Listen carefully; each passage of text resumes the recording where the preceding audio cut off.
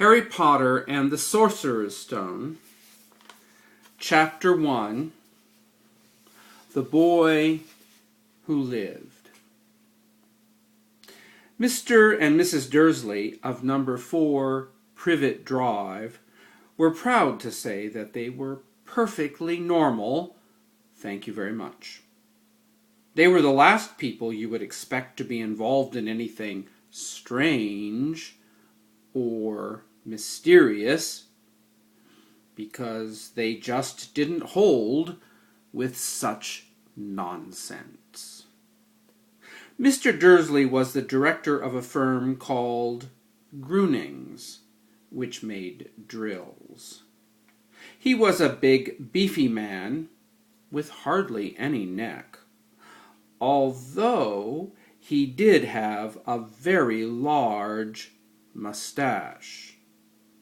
Mrs. Dursley was thin and blonde and had nearly twice the usual amount of neck, which came in very useful as she spent so much of her time craning over garden fences, spying on the neighbors.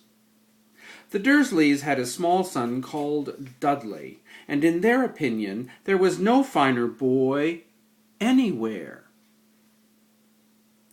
The Dursleys had everything they wanted, but they also had a secret, and their greatest fear was that somebody would discover it. They didn't think they could bear it if anyone found out about the Potters. Mrs. Potter was Mrs. Dursley's sister, but they hadn't met for several years. In fact, Mrs. Dursley pretended she didn't have a sister because her sister and her good-for-nothing husband were as un-Durley-ish as it was possible to be. The Dursleys shuddered to think what the neighbors would say if the Potters arrived in the street. The Dursleys knew that the Potters had a small son, too, but they had never even seen him. This boy was another good reason for keeping the Potters away. They didn't want Dudley mixing with a child like that. When Mr. and Mrs. Dursley woke up on the dull, gray Tuesday, our story starts, there was nothing about the cloudy sky outside to suggest that strange and mysterious things would soon be happening all over the country. Mr. Dursley hummed as he picked out his most boring tie for work, and Mrs. Dursley gossiped away happily as she wrestled a screaming Dudley into his high chair. None of them noticed a large, tawny owl flutter past the window. At 8:30, Mr. Dursley picked up his briefcase, pecked Mrs. Dursley on the cheek, and tried to kiss Dudley goodbye, but missed, because Dudley was now having a tantrum and throwing his cereal at the walls. "Little tyke," chortled Mr. Dursley as he left the house. He got into his car and backed out of number 4's drive. It was on the corner of the street that he noticed the first sign of something peculiar. A cat reading a map. For a second, Mr. Dursley didn't realize what he had seen. Then he jerked his head around to look again. There was a tabby cat standing on the corner of Privet Drive, but there wasn't a map in sight. What could he be thinking of? It must have been a trick of the light. Mr. Dursley blinked and stared at the cat. It stared back. As Mr. Dursley drove around the corner and up the road, he watched the cat in his mirror. It was now reading the sign that said Privet Drive. No, looking at the sign. cats couldn't read maps or signs. Mr. Dursley gave himself a little shake and put the cat out of his mind. As he drove toward town, he thought of nothing except a large order of drills he was hoping to get that day. But on the edge of town, drills were driven out of his mind by something else. As he sat in the usual morning traffic jam, he couldn't help noticing that there seemed to be a lot of strangely dressed people about. People in cloaks. Mr. Dursley couldn't bear people who dressed in funny clothes. The get-ups you saw on young people. He supposed this was some stupid new fashion. He drummed his fingers on the steering wheel, and his eyes fell on a huddle of these weirdos standing close by. They were whispering excitedly together.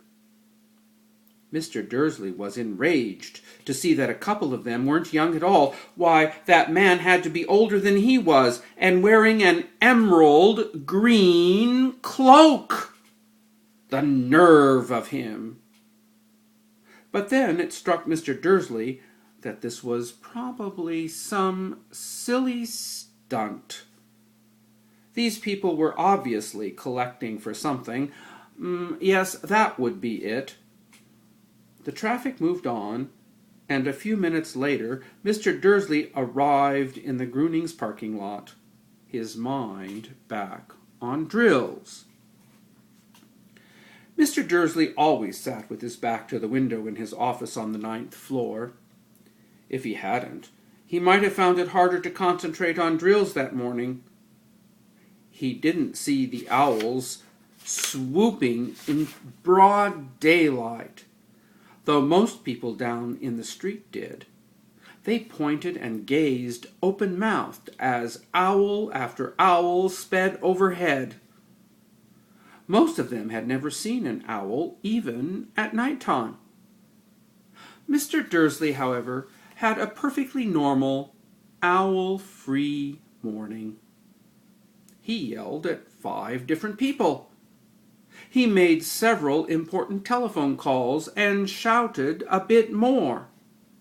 He was in a very good mood until lunchtime, when he thought he'd stretch his legs and walk across the road to buy himself a bun from the bakery. He had forgotten all about the people in cloaks until he passed a group of them next to the baker's. He eyed them angrily as he passed. He didn't know why, but they made him uneasy. This bunch were whispering excitedly, too, and he couldn't see a single collecting tin.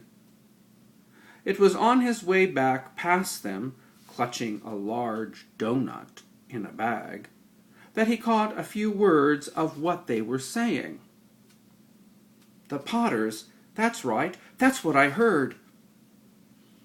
Yes, their son, Harry. Mr. Dursley stopped dead. Fear flooded him. He looked back at the whisperers as if he wanted to say something to them, but thought better of it. He dashed back across the road, hurried up to his office, snapped at his secretary not to disturb him, seized his telephone, and had almost finished dialing his home number when he changed his mind. He put the receiver back down and stroked his mustache, thinking, no, he was being stupid. Potter wasn't such an unusual name. He was sure there were lots of people called Potter who had a son called Harry. Come to think of it, he wasn't even sure his nephew was called Harry. He had never seen the boy. It might have been Harvey or Harold. There was no point in worrying Mrs. Dursley. She always got so upset at any mention of her sister. He didn't blame her. If he'd had a sister like that... But all the same, those people in cloaks...